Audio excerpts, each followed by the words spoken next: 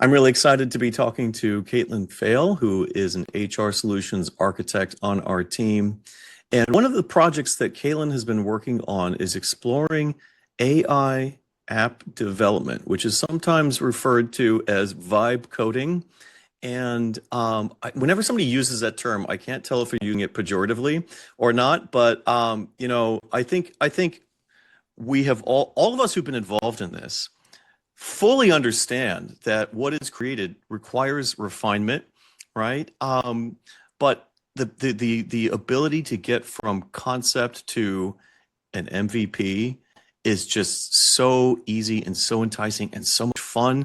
And so today, Kaitlyn, I want to talk to you about what that process has been like, what you've been working on, some takeaways, and specifically from the perspective of somebody who is really curious about how to build their own apps with AI, but is maybe hasn't started yet or is a little hesitant to start, doesn't really know what they're getting themselves into. I thought this would be the perfect opportunity for you to share what you've learned.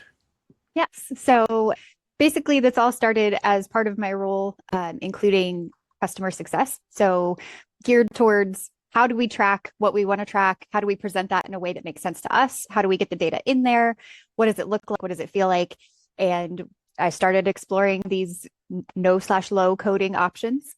Yeah. And just because I was very comfortable with AI as a whole, and I was like, I think I can do this. And I know how to prompt AI. I know how to make AI get things done for me, reduce my decision fatigue, make me feel and look and sound better. But particularly, I wanted to use a tool that let me have a conversation that produce results. And that's really what it felt like. It was, I knew what I wanted to capture, and I could say, please create, because I'm always polite to my AI, even though everybody hates that. Please create an app that looks like this and has this feel and includes this data, and then it would produce something. And that was really cool to me, to take something that in my mind, I had an image in my mind and I just put the words in, and then it produced this beautiful looking dashboard that I was then able to say, actually, can we move this here? Can we change that to this? And then I asked it, how do you receive this data? And it told me what it needed. And it was like, you can upload it here, or we can just stop and you can test elsewhere, and it's not just going to show dummy data. And I was able to even manipulate it to say, like, include things from my favorite band or my favorite show or things like that, just so that it looked even more enticing to me in terms of the dummy data that was in there. So I used a lot of Marvel characters and things like that. Yeah. So if you know what you're looking at. But really the exciting thing for me was being able to say, am I missing anything? Is there anything else that you think I should have in here? And it gave me feedback even in the prompts there. So I think it was really helpful, because I had an idea as the end user of what I wanted it to actually look like and what I needed it to do for me. And I could get it super, super close, with the exception of actually getting that data in there and running all of the things that I needed it to run. That's great. So a couple of things. You mentioned a term that I don't think I have heard before, which is decision fatigue. And I know exactly what you're talking about, but could you say more about that? Yeah, sure. So my primary foray into AI was I would dump a bunch of meal plan ideas or restrictions in there for what I wanted to eat that week. And I would say, make me a meal plan that incorporates these things. And then that turned into, now go read the sale ads for the grocery store that I shop at and make a meal plan using only sale ingredients. Ooh, nice. And it just did it. And I was like, I don't have to decide what. And so that freed up my brain to then go do other things. So that is my primary use of AI in my personal life. Well, that's great. And I think a lot of people start off that way. It's a great way to start off before trying to think of business applications.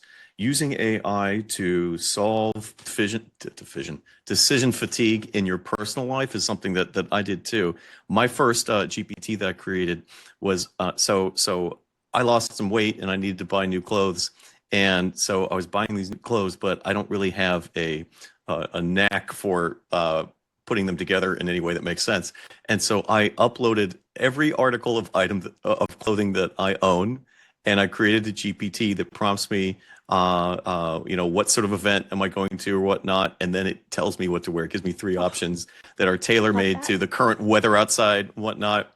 And it's really like there's some things that I really enjoy doing. Picking out clothing is not one of them. And so that was my personal project that sort of got me as a start project much more comfortable with prompting and how it works. So I encourage anybody to do that. The meal planning, that's a great one too. And especially, if you're planning for feeding a whole family, it can get very complicated to coordinate all the sales and whatnot. So I love that. So what tools did you use? Was there a particular platform that you found to be useful? Did you try a couple of different platforms, or what was that like? Try a couple different ones. So I really started with Claude because that's my AI of choice, just because I feel like it speaks like me. It's a little bit more on the creative Yeah, storytelling yeah, narrative type side of things. yeah, So that's usually where I start. And then we got into v0.dev. yeah, So took what Claude had given me as a starting point and said, here's a starting point of what I'm thinking, and then built from there. And v0.dev was a lot more technical, but still very conversational in the prompting. So I was still able to say, can you please do this? Can you please make it look like this? Change this font to this. And I was even able to give it brand standards and say, make the branding match our website, and yeah. add in these extra little things that I could probably figure out if I sat down and actually took the time to do the code, but I didn't have to. So that time I'm able to use that time elsewhere in other ways to be more meaningful. That's great. And were there ever any moments where you found yourself kind of going down a rabbit hole, or so? Because this has happened to me where I'm like, this is amazing, and then suddenly I look at the clock and I've spent 2 hours trying to prompt AI into fixing one tiny tiny thing. Has that ever happened? And what did you do? So the main thing was the data for me. So I knew what I wanted it to show me. I didn't know how to give that information to it. Yeah, And that's where I really think it's important to have a relationship with a developer you can trust so that you can get to that 95, 85, 95% completion, and then have someone who yeah, actually knows what they're looking at, look at the rest of it and confirm that it was accurate, because AI is language based. So it's not necessarily going to be able to pick out every single little thing in the code, but a human can, who is trained in that. So that's yeah. where us knowing what the end goal is and what we actually need the app to do is really, really valuable, because then we can hand that off and then someone else can kind of pick it up and do the last little techie touches on it, and then it's ready to go. Yeah, and I introduced you to Erin Wagner, who is in Yes. Ecuador, and Love Erin it. brought home our cost per hire calculator, which is on the ROI page on the IRD website. And so I got to the point. I also used v0.dev, and I got to the point where it was pretty much 90% good.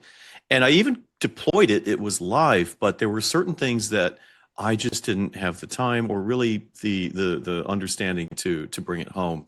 And so that's when I went to Upwork and I looked for somebody to work with. And I have just found working with Erin to be so much fun.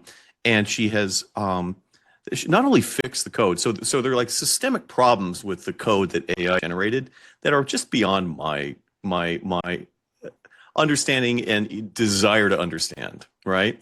And so she fixed that. She made additional suggestions about enhancements to it. She made it mobile responsive in a way that I'm sure would have taken me many hours to do.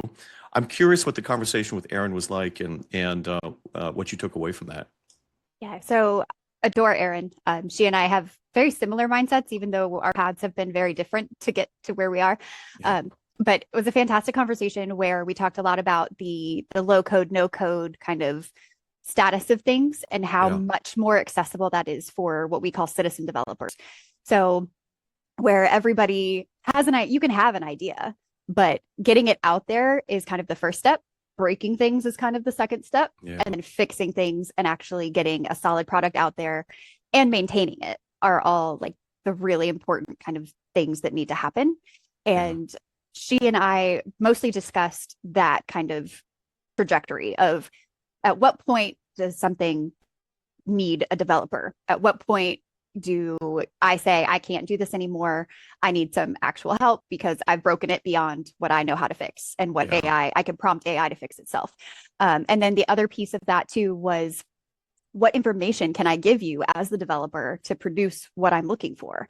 mm, So instead of just, I want an app that tells me my cost per hire, or an ROI calculator that does this, you have to be able to produce a visual. And that's where the AI tools can really, really be helpful, is you can show them what you're asking for, and then they can actually do the coding side of making it look that way. So Uh, we talked about specifics of what they need from us on the citizen side yeah. to deliver on the tech side. I love this term citizen developer. And, I'm wondering, what do you think the implications are for HR system administrators?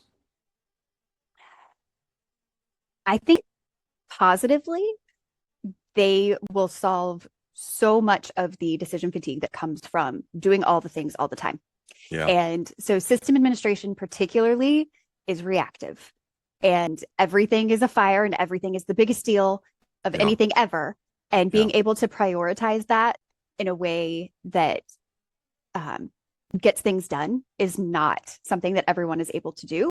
And I Mhm. think that's how AI can really support people who are kind of having to bounce around from all these directions and kind of keep them focused on one thing at a time, prioritize.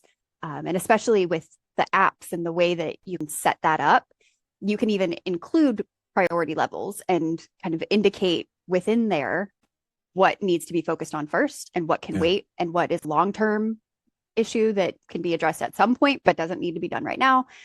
So those are, I prefer to think of it as a way to save time so that you can focus on what's really important and Yeah. get done what needs to get done. I agree 100%.